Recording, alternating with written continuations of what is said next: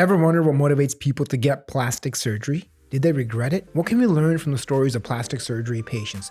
We're here to explore those questions and get some of the answers with my guest Blake on the Plastic Surgeon Podcast.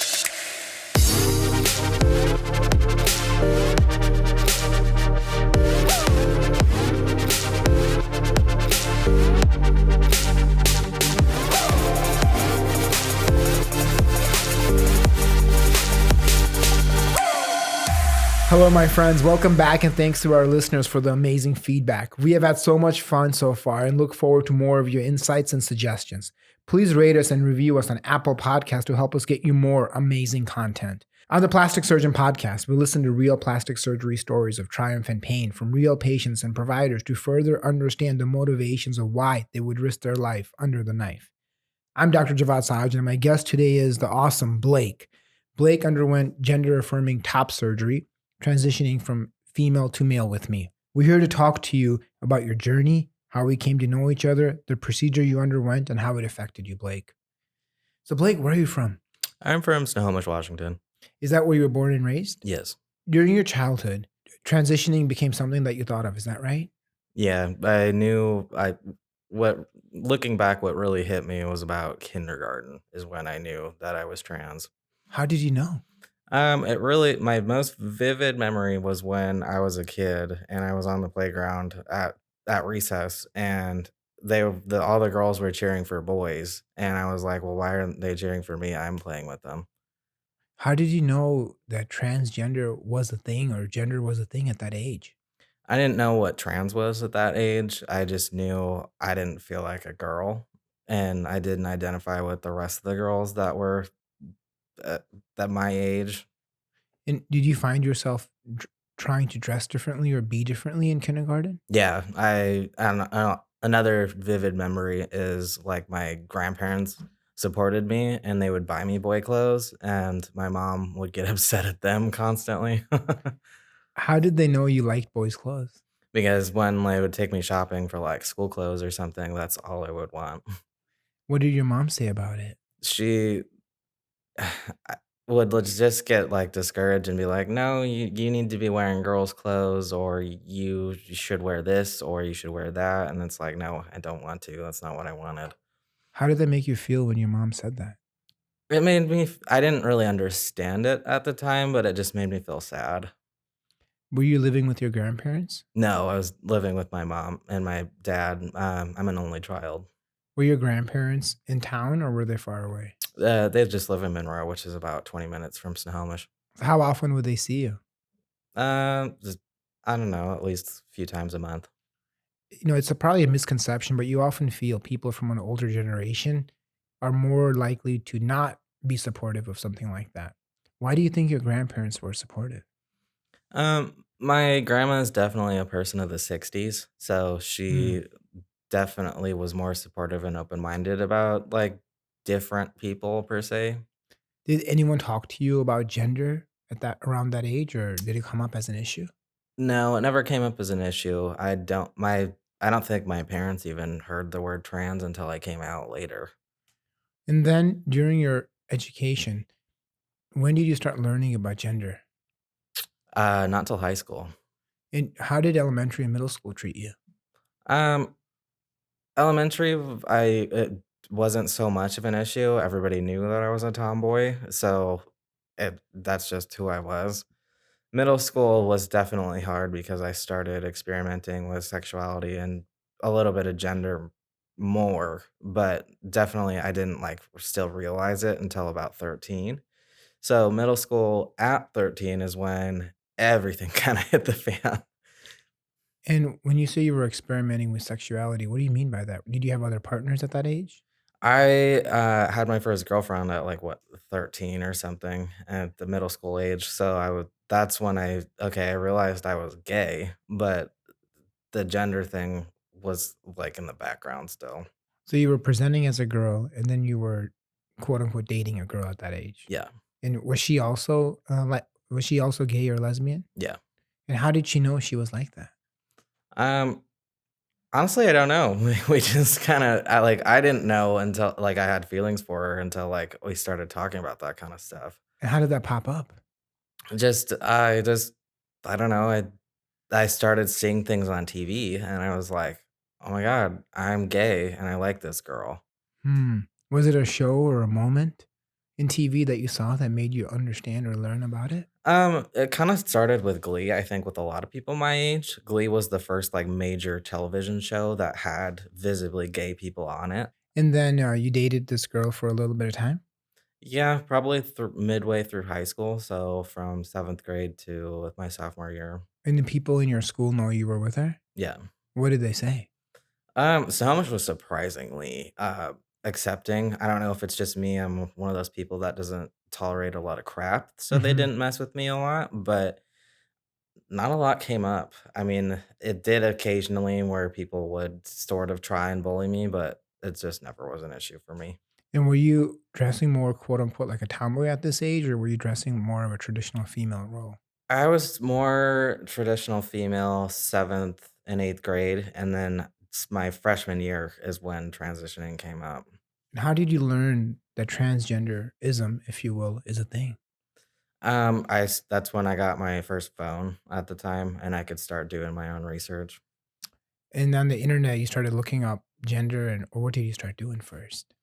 It really came up in like anime is what I started looking at is Really? Like Japanese cartoons? yeah, Yeah, okay. on like gay people and gender and that kind of stuff. And because I really was a huge anime fan at the time. I used to watch Dragon Ball Z. Oh yeah. That counts, right? Yeah. I was into Naruto and Yu-Gi-Oh! Oh, yeah, I know Naruto. Yeah, yeah. Yeah. So they have transgender people on that show? Not necessarily trans people. I mean, you could probably pick some out, but the gender neutral thing is what really started to strike me on the androgyny on what on okay, this like a character called Haku was a boy, but looked really, really feminine.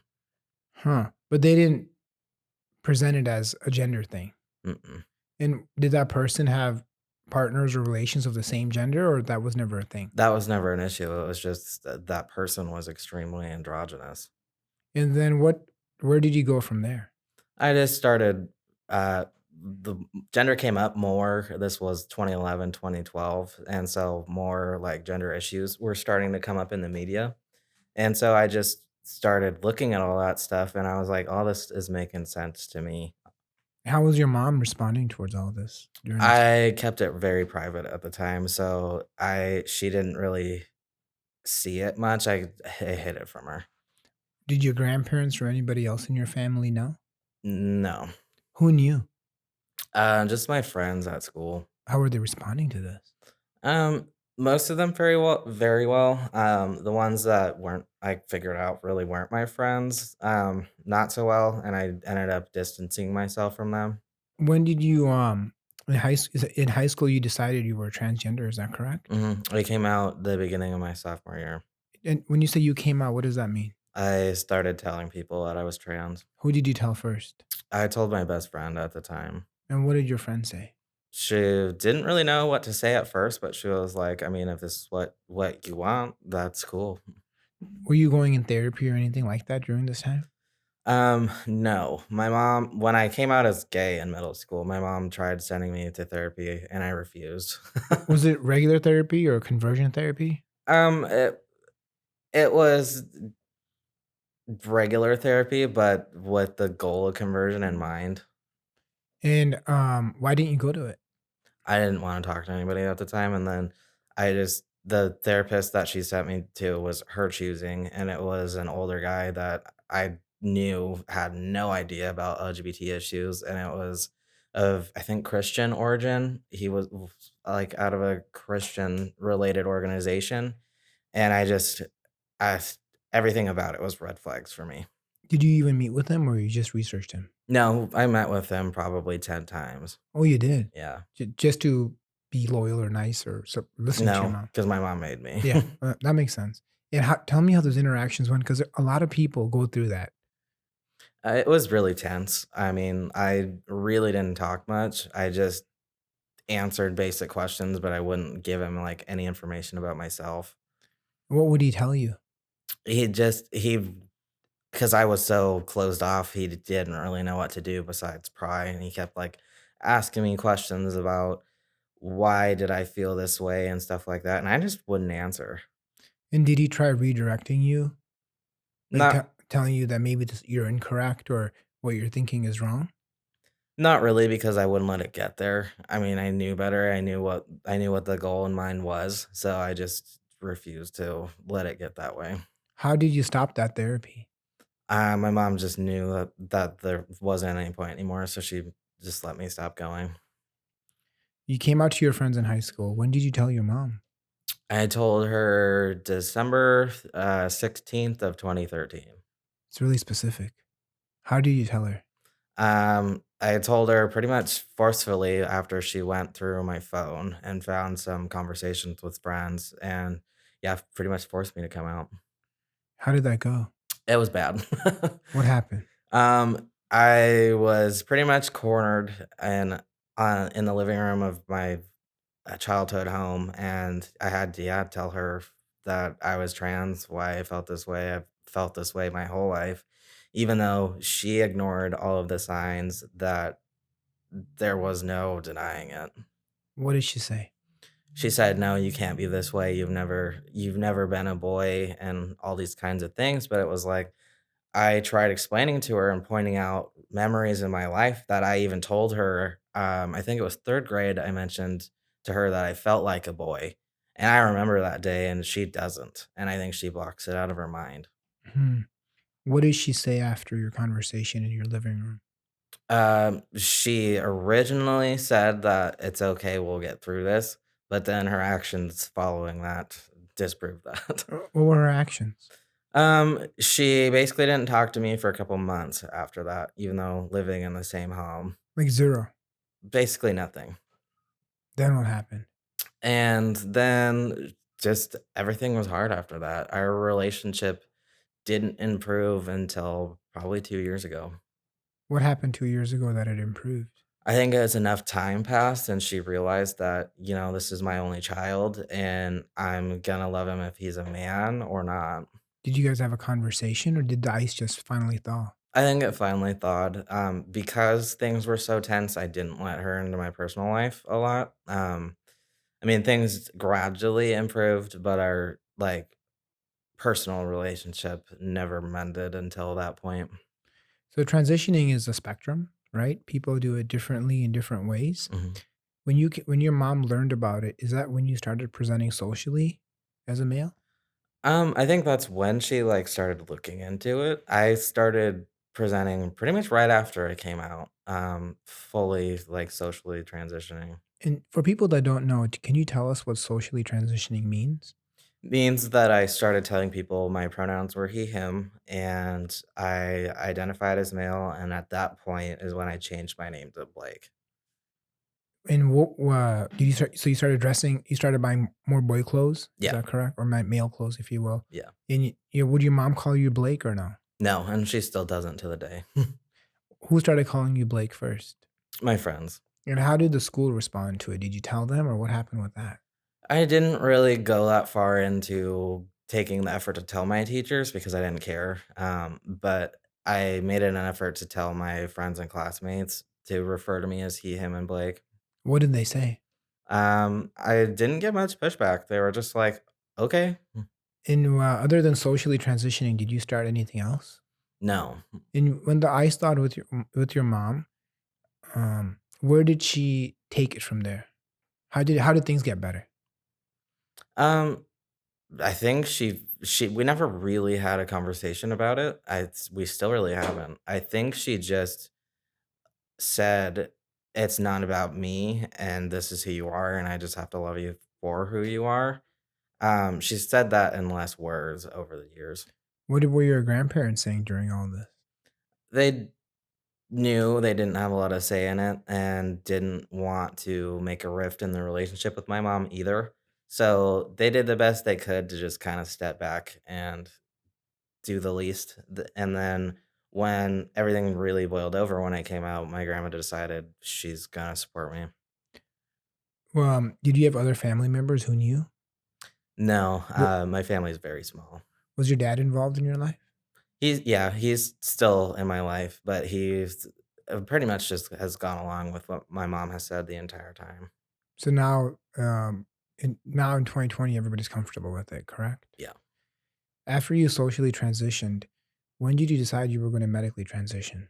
I decided immediately that I was gonna medically transition when before I had even come out, but the issue was is I knew my mom and my dad weren't gonna be supportive, and, they actually made a condition with me that I couldn't even cut my hair until I was 18 years old, and so definitely couldn't take hormones or medically transition at that point. So I didn't, take hormones until I was 20. How did you start medically transitioning? I did a lot of research on endocrinologists in our area and found one that was taking new patients. Did they make you go through counseling before you started hormone? Yeah, and that was one thing that I actually did through high school without my mom knowing is on when I would work, I would save money and put away. And luckily, there was a therapist in the area that was doing, like, an LGBT grant. I forget what the name of it even is, but each session was $10, and Oh wow. I was able to go see her, talk to her, and do, like, the old-fashioned way. I mean, you can call it the old-fashioned way on you had to get a letter for recommendation and all that kinds of stuff, before transitioning. So I did that, and then I forget what it's even called, but it's basically the gender evaluation test, Hmm. and that's how I got my letter of recommendation before going to the endocrinologist. How was the endocrinologist? Very easy opening, her name is actually Doctor Lori Cooper, she's at the polyclinic here in Seattle, So you drove from Bellingham to Seattle, from Snohomish. Snohomish to Seattle. Eh, When you started hormones at 20, what were you doing? What was your? Were you in college? Were you working? What were you doing? Yeah, I was a full-time working college student, so I worked at the local co-op doing feed store work and then full-time college at Everett Community College, And what are you studying? nuclear medicine, Oh, that's cool. What do you want to do? be a nuclear medicine tech. Well, what does that mean? So nuclear medicine is the opposite of X-ray. So we give people radio tracers through their IVs, which like the most common one in nuclear medicine is a heart scan. So like I give an IV, it's called technetium 99M Hmm. sestamibi, goes to the heart, and then we detect the radiation coming out of the patient in collimators. How did you learn about that? I was originally interested in ultrasound, but then Hmm. I started looking at all imaging, and nuclear medicine was the most interesting. That's cool. When did you decide surgery was for you, Blake? When I decided that working out was too painful with a binder, When did you start binding?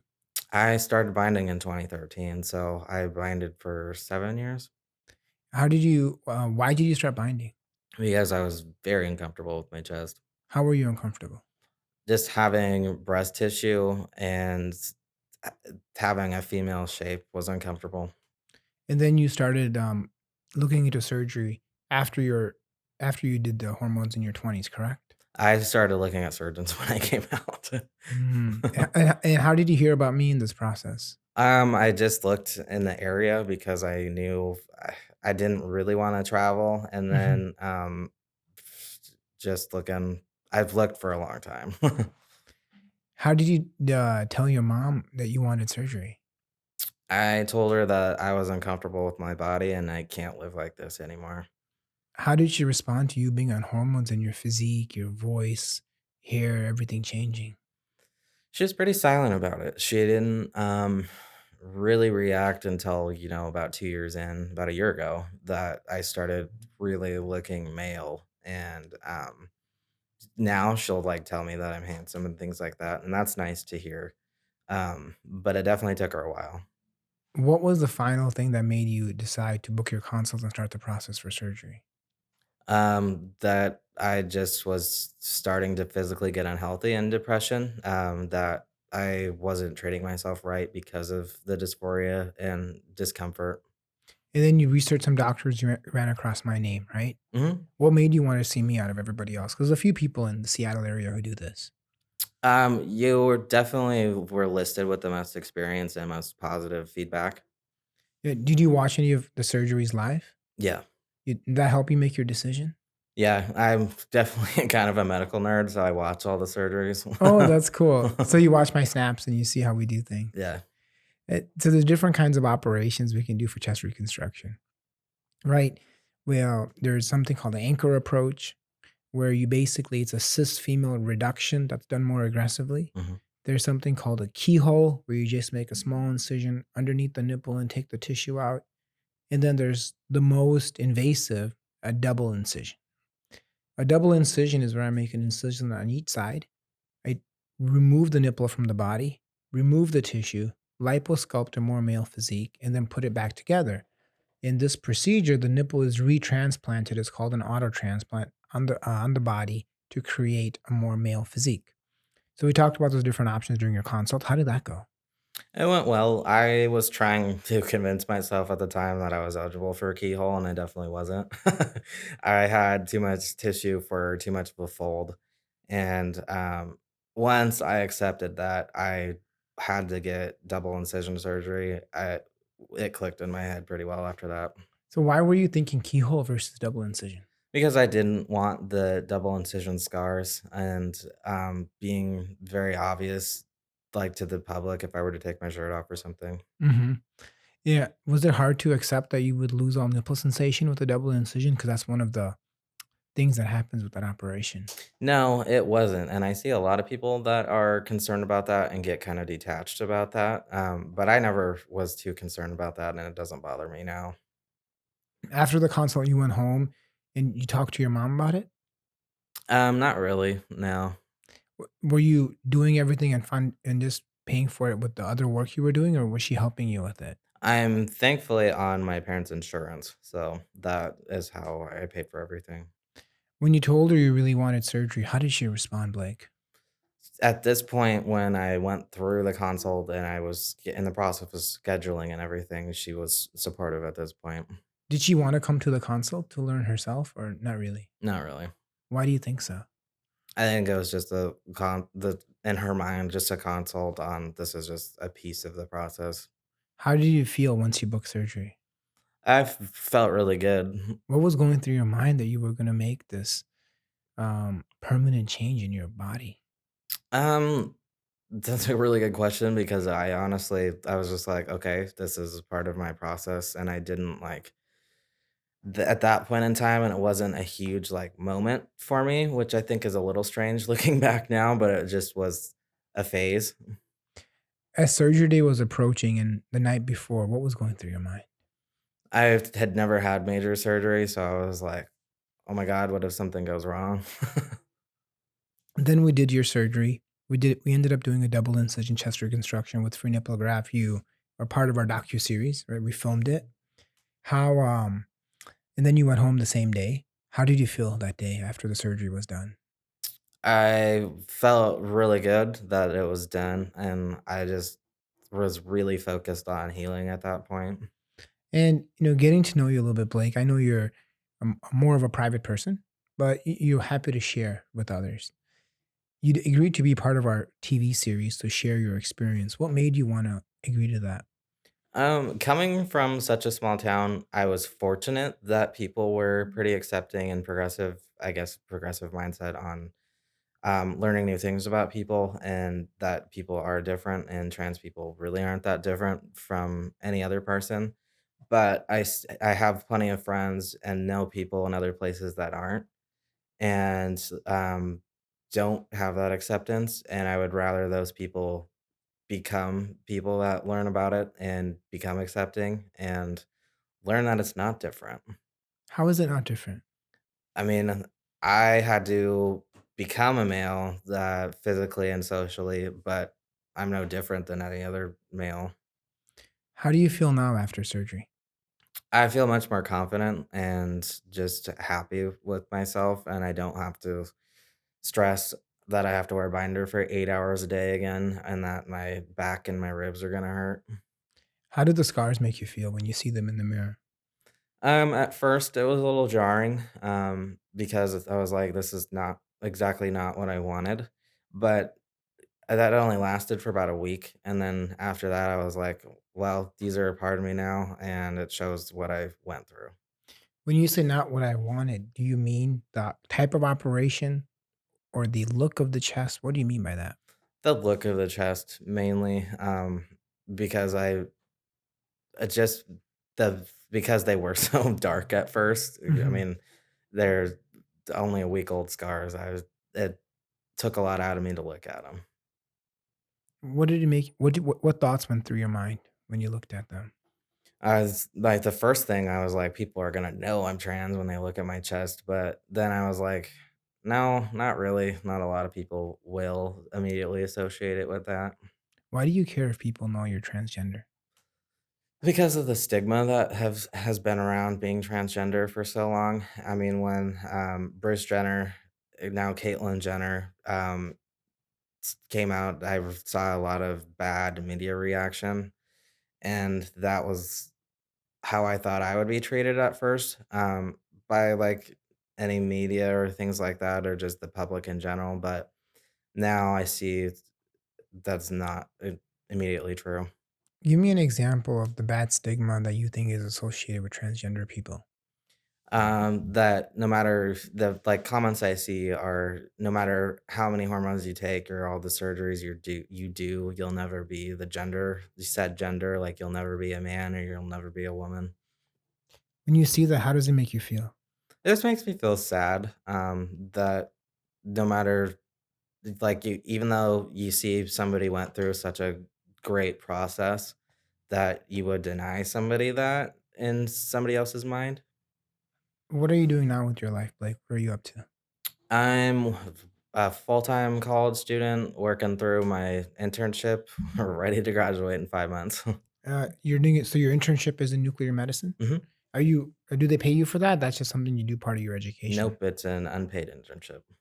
And are you working any jobs right now? Yeah, I work for Tractor Supply on the weekends. Oh, what do you do there? It's, like a home improvement feed store. Oh, that's cool. And then you have your horse, Ted, right? Yeah. Tell us about Ted. Ted is a big goofball. He's a 17 hand paint that I show in Western Pleasure. That's awesome. What's next for you in life, my friend? Um, just to get out of COVID and start working. Are you in any relationships right now? Yeah. Do you have a girlfriend, boyfriend? I have my partner is non-binary. Okay, that's cool. And how did you find them? I approached him one night after one of their shows at a drag bar, a queer bar here in town. How long ago was that? It was a year ago now. And how have things been going? It's good. We have a good relationship. They've actually had some work done by you also. That's awesome. Where do you see your future heading? Are you staying with your mom right now? Do you have your own place? I'm living at home right now. After graduation and getting a job, first thing is gonna move out. And are you gonna stay in Snohomish County? In the state probably. That's awesome. So Blake, you've had a tremendous journey. If there was one thing you could share with other people who are going through this that would have been good for you to hear, what would that be? The probably the best thing, is that you have to live with yourself, and you can't even if you have a small family like mine, where your basically your immediate family is all you have, you can't let their opinion affect you because you have to go to bed every night with yourself. And if you're not happy with yourself, then what are you really living for? Are you happy now, Blake? Yes. That's awesome. Thank you so much for being my guest today, Blake. Your story is so strong, so powerful. When I think about it, it really helps me see how an individual person's will, determination guides them through difficulties and sometimes a lack of support at home. And I think you being you has made you so great today. And it helps help create the life that you have and the life you're gonna have. I have learned a lot. I know your ordeal will teach our listeners how and what to expect as they go down their own plastic surgery journey. I appreciate your time and I'm honored to have you as a good patient and I would say my friend Blake.